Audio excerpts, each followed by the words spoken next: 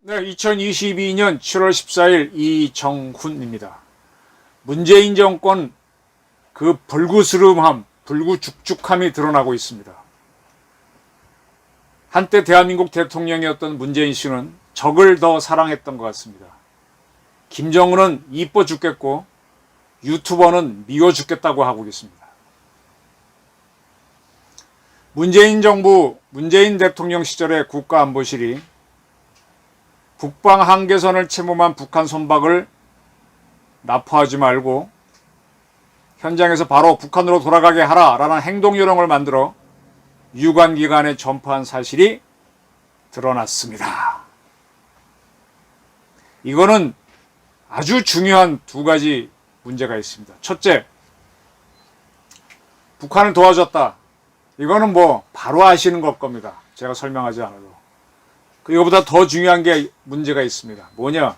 국가안보실이 직접 우리 행정기관을 지시했다는 사실입니다. 제가 이 방송에서 몇 차례 대통령 대회에 설명을 드렸습니다. 대통령은 각급 행정부 장관을 지휘해야 됩니다. 그래서 국방부가 있고 국정원이 있고 뭐가 있고 주가 있습니다. 그런 기관들이 다 업무를 하는 겁니다. 그래서 대통령이 법률에 의거해서 확실하게 하기 위해서는 대통령령을 발령할 수 있죠. 그리고 그 다음으로 각 부에서 부의 명령을 발령할 수 있습니다. 요것이 핵심입니다. 그럼 대통령 밑에는 누가 있느냐? 국가안보실하고 비서실이 있습니다. 비서실 밑에는 수석 비서관들 이런 사람들이 있죠. 비서실장 밑에 있는 사람들하고 안보실장 밑에 있는 그 사람들은 하나같이 대통령의 참모일 뿐입니다. 참모가 지휘를 하게 되면 이거는 나라가 엉망이 됩니다. 아주 쉽게 말씀드리면 군에 가면 사단장이 있죠. 사단장 밑에 사단장을 도와주는 참모로 참모장 이하 인사, 정보, 작전, 군수 이런 참모들이 있습니다. 이 사람들이 쭉 중지를 모아서 방법을 짜서 사단장한테 건의를 하면 사단장이 결정을 해서 이 작전을 누구한테 지시하느냐? 자기 밑에 있는 3명의 연대장한테 지시를 하는 겁니다. 그럼 연대장은 그 지시받은 작전을 잘하기 위해서 다시 인사, 정보, 작전 참모들의 도움과 참모장의 도움을 받아서 결정을 해서 때리는 겁니다. 이 작전이라고 해서 사단장의 작전 참모가 직접 연대장한테 지시를 하면 이 조직은 엉망이 됩니다. 지휘권이 헷갈립니다. 대통령은 각 부의 장관을 지휘 통제하는 겁니다.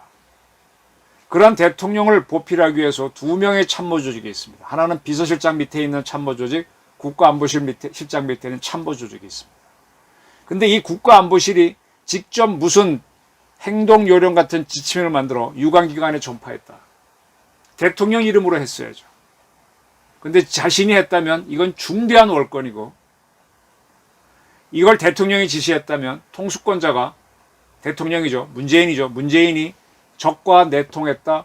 적을 봐주라고 했다. 이런 혐의가 드러나는 겁니다. 이러한 사실은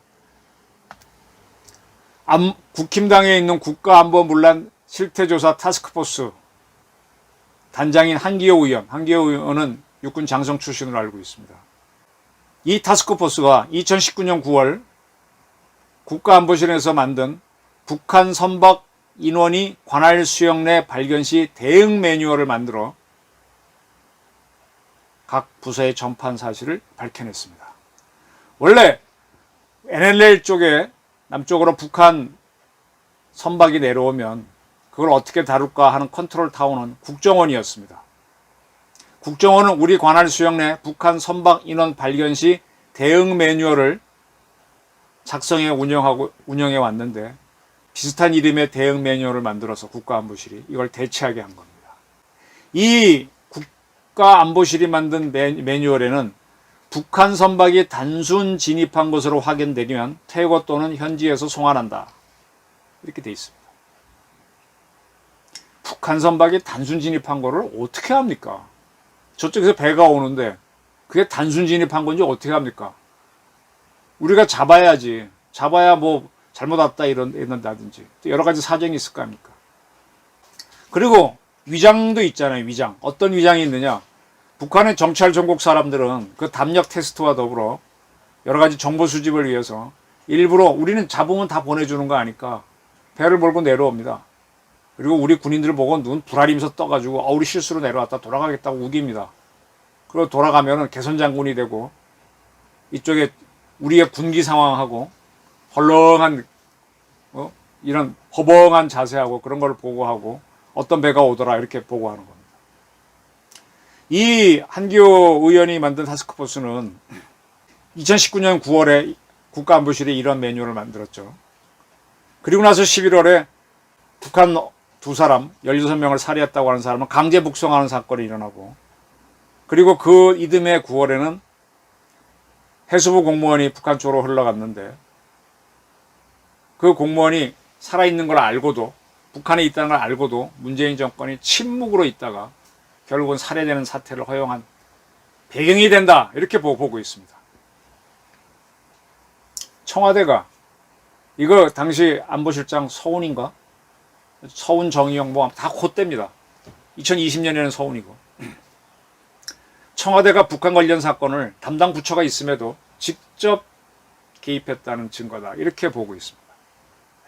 그러면 이인영 씨가 이끌었던 통일부가 왜 그렇게 북한을 짝사랑했는지도 이해가 되죠. 김현철 씨가 왜 그렇게 북한하고 짝짝꿍 하려고 했는지 이해가 되죠. 청와대가 이렇게 몸이 달아 있었으니까. 왜 이랬느냐? 2018년 4월 달에 판문점에서 만났고 문재인이, 그 다음에 5월 달에 통일학 가서 만났고, 그 다음에 9월 달에 평양 가서 만났을 때 이성권이가 이재용 회장 보고 부회장 보고 냉면이 목구멍에 넘어가셨습니까? 그래도 찍소리 못하고 문재인은 돌아왔었죠. 이랬으니 이러한 매뉴얼을 만든 거죠. 자, 이쯤 이런 것까지 찾아냈으면은 이제 문재인을 적과 내통하고 우리 국기를 문란한 혐의로 조사해야죠. 그러면 이 자들이 어떤 답변을 할 거냐? 통치대권이라고 얘기할 겁니다. 통치대권은 뭐냐? 이거는 군주정 시절에 있던 거예요. 지금은 이런 말은 없고 통수권이란 말이 있습니다. 국가가 위기에 처했을 때 군을 지휘하는, 그 국가의 안전을 지키기 위해서만 대권이라는 용어를 쓸 수 있는데, 통치대권 옛날에도 얘기했었습니다. 문재인 정권. 자, 이렇게 북한을 봐주려고 했습니다. 그럼 북한하고 통일하자는 건데, 이게 우리가 이끄는 통일하자는 겁니까? 뭡니까 이게 도대체? 우리를 무너뜨려서 통일을 하는 게 북한 도와주는 거 아니에요? 이러한 문재인 씨가 지금 자기 평산마을 앞에 와서 소란스럽게 하면서 촬영을 하고 있는 유튜버를 스토킹 혐의로 고소 고발했다라고 합니다. 그 경찰에 고발됐으니까 경찰 관계자에 따르면 그 유튜버는 카메라 렌즈의 줌 기능을 이용해서 문 대통령 사저 안쪽까지 촬영했으니 사생활 침해 요소가 있다라고 본다고 합니다. 문재인 대통령이 이거는 용납 못하는 모양이죠. 근데 어떻게 대한민국의 주적인 김정은은 그렇게 용납을 하죠? 이런 현실을 보고도 분노하지 않는 국민들이 제법 있을 겁니다. 같은 민족인데. 민족 간의, 형제 간의 싸움이 더 무섭다는 건 모르시죠? 겪어보면 다 알면서 형제끼리 버석버석 지내는 사람들 제법 많고, 부부싸움에서 갈라지는 건, 원수가 되는 건 다 알면서도 에이 하는 사람들. 이게 바로 겉다르고 속다른 인식입니다. 적을 사랑한 스파이. 그 제목이 나를 사랑한 스파이지, 영화 제목. 근데 저는 적을 사랑한 스파이, 이 영화가 탁 떠오르네요. 네, 적을 사랑한 대통령이었습니다.